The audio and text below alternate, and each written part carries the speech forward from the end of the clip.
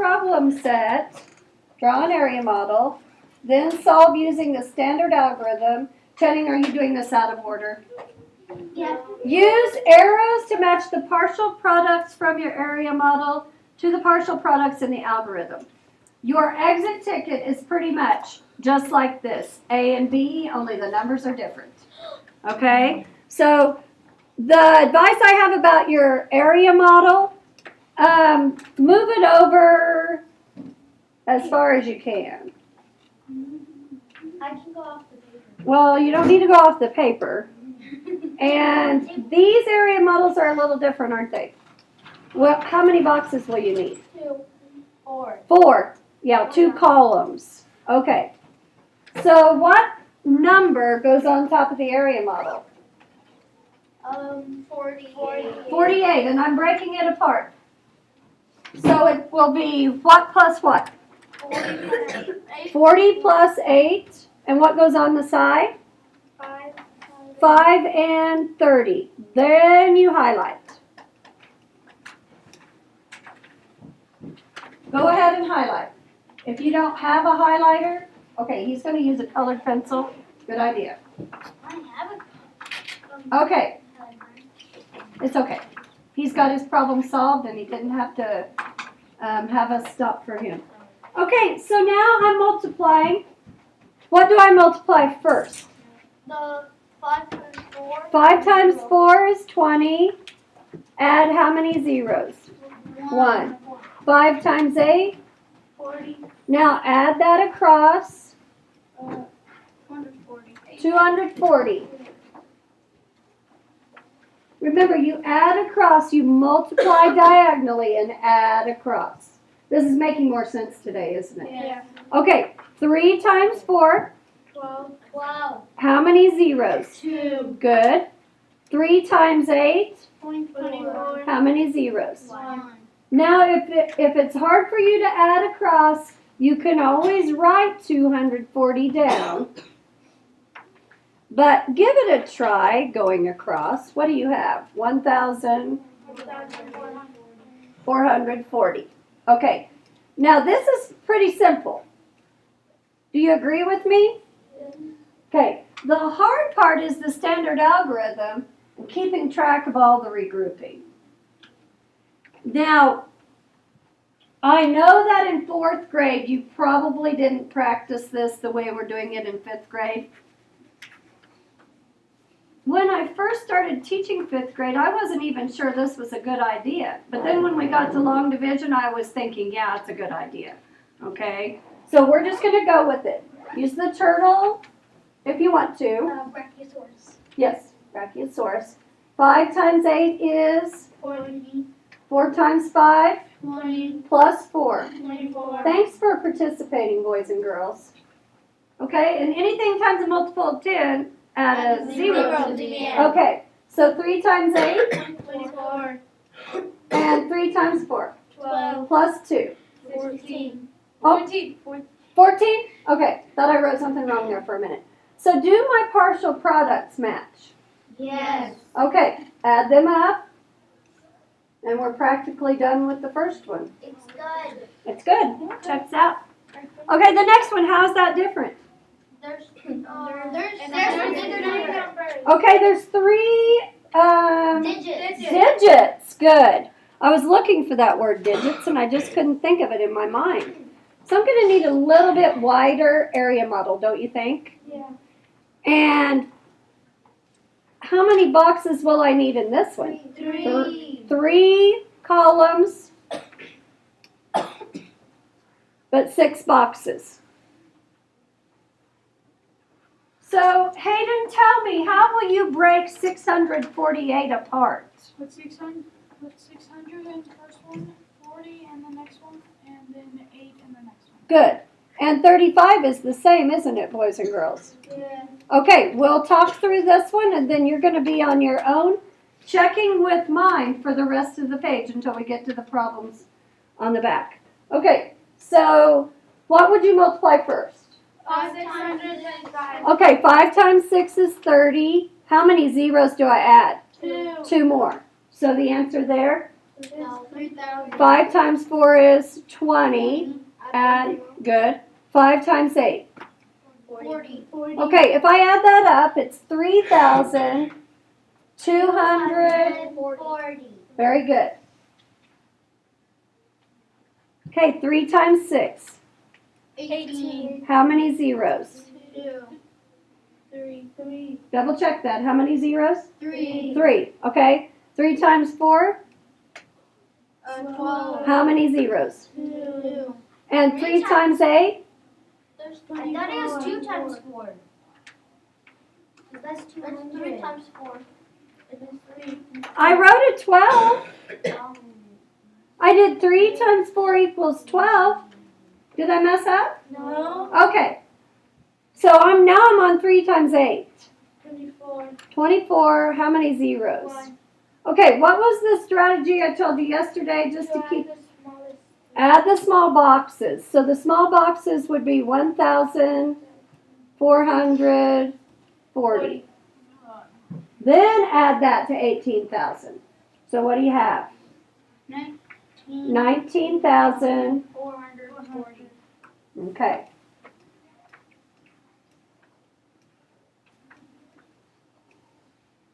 A lot of these are similar to the first problem, aren't they?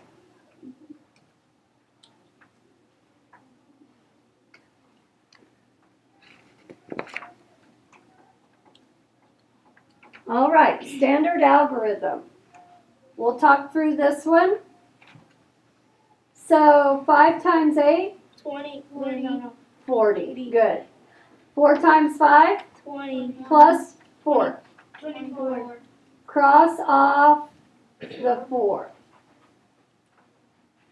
5 times 6? 30. Plus 2. 32.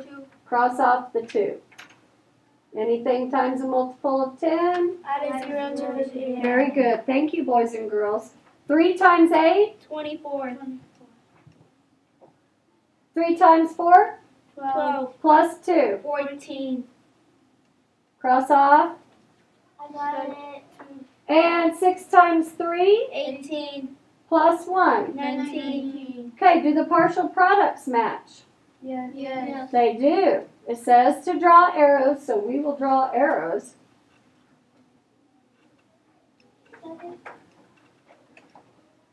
And do your answers match? Yes. Okay, very good. So that's pretty much your exit ticket today. Think you can handle it? Yes. I don't even know that it's that hard. Oh, I will tell you one thing. On the exit ticket, I think there's regrouping when you add across one of the rows. So be careful, okay? Is A and B same as the exit ticket but different numbers? Just different numbers, but it's 2 by 2 and then 3 by 2, just like these, okay? I didn't get an email about it. I think we are. Okay, so here's what I want you to do on these 2 problems. Listen carefully. All I want you to do on these 2 problems is solve using the standard algorithm. Promise me you won't look up until you're done. Yeah. Okay. Now, I don't care if you look up, look at the first row, check it, then do the second row, check it, okay? I'm going to go ahead and pause the recording. You to take a look at the back of your problem set real quick, please, okay? And then I'll let you finish working on your exit ticket. Okay. So the problems on the back, C and D, raise your hand if you already did those. Okay, so not all of you. I think let's practice on these, and then we have plenty of time, so then we'll do 3 and 4, okay? So practice these real quick. Fernando, we're going to work through those, okay? And I'll pause it while we do that. So take a look at number 3. I know some of you are on your exit ticket. Can you force yourself to stop? This is a pretty good problem. You're going to come across problems like this when you take your MAP test or state assessments, those important tests, okay? So let's read this. And Tucker, I need you to really show me some self-control here. And stop writing. Look at problem number 3, okay? Right, carpet costs $16 a square foot. A rectangular floor is 16 feet long by 14 feet wide. How much would it cost to carpet the floor? So this is a two-step problem. I got to figure out a couple things. Number one, I drew the rectangular floor. Okay, so once I figure out how many square feet this floor is, what will I do to figure out the total cost? I thought you were drawing like a rhombus. I drew a rectangle. Okay, never mind. Okay. All right. So, where was I? Right now. What do we need to do first to figure this out? Multiply. Multiply 16 times 14. 16 times 14. Okay. So that's the first step. Go ahead and use standard algorithm to do that. Check yours with mine.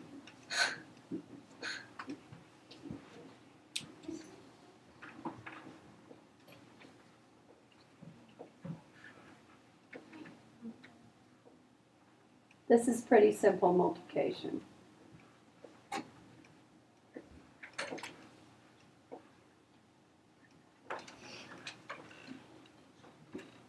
So how many square feet is the rectangular floor? 224. And feet squared, right? Or square feet. You can't just put feet. That means this room, if it were 16 by 14, we would have 224 square feet because this is a rectangle, okay? So now, if it costs $24 or $16 per square foot, You divide it. I don't. It's gonna, when I buy something, things are gonna get higher, right? Okay, so if you wanted to picture, and I know you might have done something like this before, but you would have 224 little squares inside of this that were 12 by 12 for a foot, okay? So 1 unit, and then I want you to do equals, equals, equals, because we're gonna need this strategy later. Say yes. 1 unit is how much money? $16, and that's like 1 square foot, okay? So it's like 1 by 1, or 12 inches by 12 inches. And I've got to figure out how many units? How many units? 224 units. To do that, I'm going to do 16 times what? 224. So, do the math. Do you have any room? I barely have room. I have one. Okay, do the math and figure out the total cost.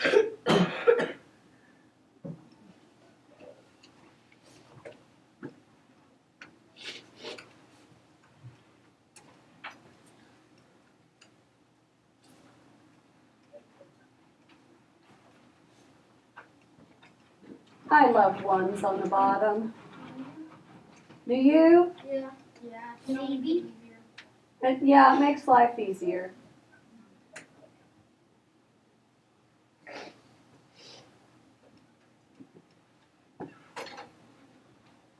So see if your total cost matches mine.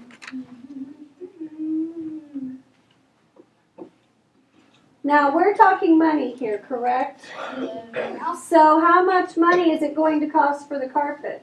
$84. So when I write my answer, I couldn't put my decimal and my 2 zeros on. You don't have to, but it's an idea. Now I want to go over this for A and B, but I'm not going to make you calculate. I'll just show you the calculation. I'll show you the answer. Okay, so get number 3 finished, and then let's talk about number 4. It's a pretty good problem too. Y'all have plenty of time for your exit ticket because it's only 9:39 right now. Okay? So let's take a look at number 4. And I'm going to read the whole thing before we start. So just go ahead and put your pencils down. General admission to the National American Museum of Natural History is $19. If a group of 125 students visits the museum, how much will the group's tickets cost? Okay, so how much is one unit? $19. So write that down. This is where I'm going to calculate it for you. Or I'm just going to read the answer. Now, how many units do I have to figure out? 125. 125 units. So that will be $19 times what? 125. So this is the answer I'm going to give you. It's $2,375. So that's the total cost. Oh, I was wanting to do that. I know you were wanting to do the math. Now we could have used our strategy of changing the 19 to a 20 and then subtracting from our answer. But we're going to use that strategy here in a minute, okay? Okay, so this strategy, changing the 19 to a 20, right? It would be 20 minus 1. You don't have to write this, but this is the strategy I'm talking about. And then multiply both of them by 125. Remember that from a few days ago? Yes. Yeah, okay. That's the strategy we're going to use down here on B. So here's what it says. If the group also purchases IMAX movie tickets for an additional $4 per student, what is the new total cost of all the tickets? Write an expression that shows how you calculated the new price. Now here's what I want to know. What is one unit now? $4. You're close. 5. Well, we've got to take the original unit and $4 and do what with them? Multiply. Really? No. Add. $19 plus $4 is your new unit. Add and then unit. Okay, now don't worry about calculating that. How many units do we have to figure out of this? 125 students? Yep. So here's my expression. 19 plus 4 times what? 125. Now the reason I kept my parentheses in there is because it told me to write an expression. But to solve it, I'm not going to keep that parentheses there, am I? I'm going to go ahead and add 19 plus 4. What's 19 plus 4? 23. So I'm going to solve this problem, 23 times 125. And we will use the, I'm tired of standard algorithm. I don't know about you, but I just need a break from it. So we're going to use this mental math strategy that we learned a few days ago. Okay? So what could I make this 23? 20 plus 3. So watch what I'm going to write. I'm going to write 20 plus 3. And then what will I multiply both of these by? Like 100. 125. Now I can do this in my head. Because I know quarters pretty well. So 125 times 2. Well, couldn't I just think 125 plus 125? What do you get?